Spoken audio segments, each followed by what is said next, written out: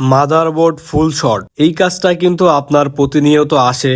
আপনি যদি হিসাব করেন যে গড়ে যদি 10টা মোবাইল আসে তার ভিতরেই বেশিরভাগই দেখা যায় 3-4টা মোবাইল ফুল শর্ট হয়ে ডেড হয়ে যায়। কিন্তু এখনো অনেক টেকনিশিয়ান ভাই আছেন যারা ভালোভাবে শর্ট ছাড়াইতে পারেন না, কারণ শর্ট কিলার যখন ইউজ করেন তখন মাদারবোর্ডের লেয়ার নষ্ট হয়ে যায়, একবারে পুইরা যায়, আইসি নষ্ট হয়ে যায়। আজকে তাদের জন্য এই ভিডিওটা। আসসালামু আলাইকুম। টেকনো ক্যামন 20 একটা ফোন আসছে। ফোনটি হলো আপনার ডিসিতে কোনো শর্ট নাই, প্লাস মাল্টিমিটারও কোনো শর্ট নাই, ব্যাটারি কানেক্টরে শুধু। পরবর্তীতে যখন আমি এই ফোনের বোর্ড মাপলাম, সর্বপ্রথম আমি সবসময় এই ফোনের ক্ষেত্রে মিডিয়াটেকের ক্ষেত্রে VSOIS এর ভোল্টেজ আমি আগে মাপি, কিন্তু এইখানে ভোল্টেজ সামান্যতম আসে। এর পাওয়ার সেকশনে আপনার VPS ভোল্টেজ আসতেছে না। আপনার সব ক্ষেত্রেই কিন্তু যে VPS ভোল্টেজই কিন্তু আগে বানায়, কিন্তু এক একটা ভোল্টেজ পাওয়ার আইসি এর কাছে এসে নাম চেঞ্জ হয়, মানে VSOIS, VVAT, VPS পাওয়ার বিভিন্ন নামে ভোল্টেজের নাম থাকে। আপনার কলকমের এক নাম, মিডিয়াটেকের এক নাম, এক্সিনোসের এক নাম, এরকম নাম থাকে। আমি যখন এই ফোনের বোর্ড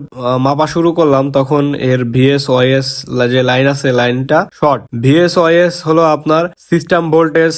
এই ভোল্টেজটা মূলত আপনার চার্জিং আইসি পাওয়ার আইসি কে দেয়, তারপরে পাওয়ার আইসির কাজ শুরু করে। এখন এই ফোনের এই লাইনটি শর্ট। এই লাইনটি কিন্তু শুধু আপনার পাওয়ার আইসিতে না, বিভিন্ন জায়গায় এই লাইনটা যায়। আমি আপনাদের বিট ম্যাপে দেখানোর চেষ্টা করতেছি। দেখেন একটা লাইন VSOIS যে লাইনটা আছে, এই লাইনটি পাওয়ার আইসি থেকে শুরু করে আপনার বিভিন্ন সেকশনে গেছে। কম বেশি সব জায়গায় এই লাইনটি আছে টুকটাক করে।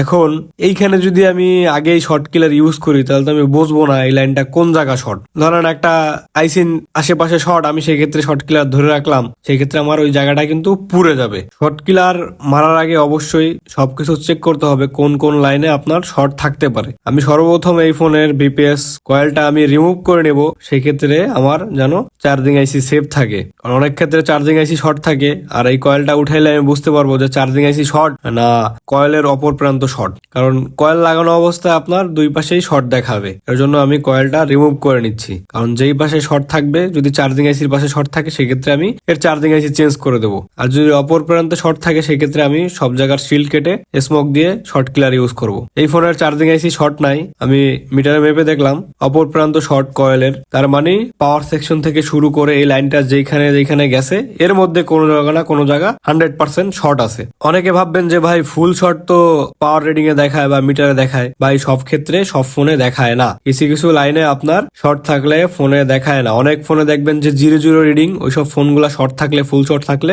আপনার শর্ট শো করে না। আমি অনেক ফোন পাইছি যে ফুল শর্ট হয়ে ডেড হয়ে গেছে, শর্ট কিলার এমন ভাবে ইউজ করছে ওইখানে পুইরা একবারে ভিতরের বোর্ড পর্যন্ত পুইরা গেছে। শর্ট কিলার মারারও একটা আপনার নিয়ম আছে। শর্ট কিলার আপনি চাইপা দিলেই হবে না। আপনি যদি পাওয়ার সাপ্লাই আপনার শর্ট কিলার সহ থাকে সেই হিসাব আলাদা, আর যদি না থাকে, আপনি যদি ব্যাটারি দিয়ে বানায় নেন আমার মতো, আমি মোবাইলের ব্যাটারি দিয়ে বানাই নিছি, আপনার সেই ক্ষেত্রে আপনি শর্ট কিলারটি বেশিক্ষণ ধরে রাখতে পারবেন না। শর্ট কিলার হায়েস্ট যদি মারেন 1 সেকেন্ডে মারা ভালো সবচেয়ে। 1 সেকেন্ড মাইরা আবার উঠে ফেলাইতে হবে, যাতে আপনার শুধু ক্যাপাসিটারটা গরম হবে 1 সেকেন্ডের মধ্যে, গরম হয়ে আপনার শর্টটা বের হয়ে যাবে। এবার ওই জিনিসটারে যদি আপনি ওইখানে চাইপা ধরে রাখেন সেই ক্ষেত্রে কিন্তু আপনার ক্যাপাসিটিটা পুড়ে যাবে। ওই যে লাইনটা আসছে VSOIS লাইন বা VVAT লাইন, ওই লাইনটা কিন্তু পুড়ে যাওয়ার সম্ভাবনা থাকবে। মানে একটা লাইন তো শুধু ক্যাপাসিটারে যায় না, বিভিন্ন আইসির মধ্যে যায়। সেক্ষেত্রে যদি পুড়ে যায় সেক্ষেত্রে কিন্তু আপনার ফোনটি না হওয়ার সম্ভাবনা থাকবে, কারণ ভিতরের লেয়ার যদি কোনোভাবে পুড়ে যায় সেক্ষেত্রে কিন্তু ফোন হয় না। কাজ সবসময়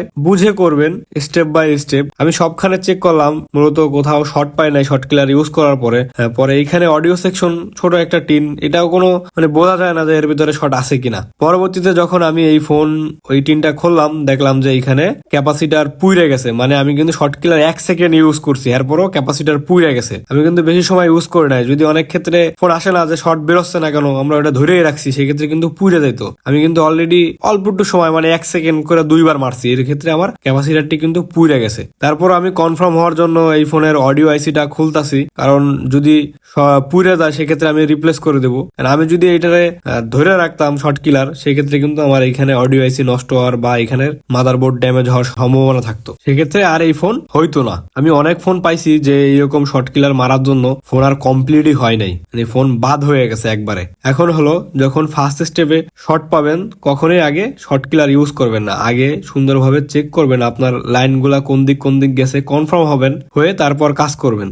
আর যদি শর্ট কিলার মারারও নিয়ত থাকে সেক্ষেত্রে হাইয়েস্ট 1 সেকেন্ড মারবেন, মানে আপনি আপনার বোর্ডে ধোয়া থেরাপি বা রজন থেরাপি দিয়ে 1 সেকেন্ড করে ধরবেন, বেশি সময় মাইরা রাখবেন না, তাহলে বোর্ড ড্যামেজ হবে। প্লাস যদি কোনো আইসি শর্ট থাকে পুইরে একবার দেখবেন ওইখানের লেয়ার পর্যন্ত পুইরে গেছে, মানে এক কাজের জায়গায় 3 কাজ হয়ে যাবে তখন। শেষমেশ আলহামদুলিল্লাহ আমার শর্ট পুরোপুরি মানে চলে গেছে বোর্ড থেকে, যে ফুল শর্ট ছিল বোর্ড থেকে পুরোপুরি চলে গেছে। এখন আমি চেক দেবো যে আমার ফোনটি কমপ্লিট হয়েছে কিনা। আলহামদুলিল্লাহ আমার ফোনটি কমপ্লিট। কখনো যদি দেখেন যে ফোনের পাওয়ার টিন কাটা, এই টিন কাটা, ওই টিন কাটা, ওই নিয়ে ভয় পাবেন না। যদি দেখেন যে মাদারবোর্ড ড্যামেজ বা বেকাই গেছে সেক্ষেত্রে আপনি কাজটা না ধরাই বেটার আমার মতে। কারণ যদি মাদারবোর্ড বেকাই যায় বা মাদারবোর্ড কোনো ড্যামেজ হয় সেক্ষেত্রে কিন্তু ফোন হইতে চায় না। কারণ আচার খাওয়া বোর্ড বা কেউ আছে সিল কাটার সময় এমন ভাবে বেকাইলায় যে ভিতরের মানে প্রিন্টই নষ্ট হয়ে যায় অনেক আইসির, সেক্ষেত্রে কিন্তু ফোন হইতে চায় না। আগে বুঝবেন, বুঝে শুনে ধরবেন, সময় নষ্ট করলে কিন্তু শেষমেশ কাজ হবে না। আলহামদুলিল্লাহ শেষমেশ আমার ফোন পুরোপুরি কমপ্লিট হয়ে গেছে,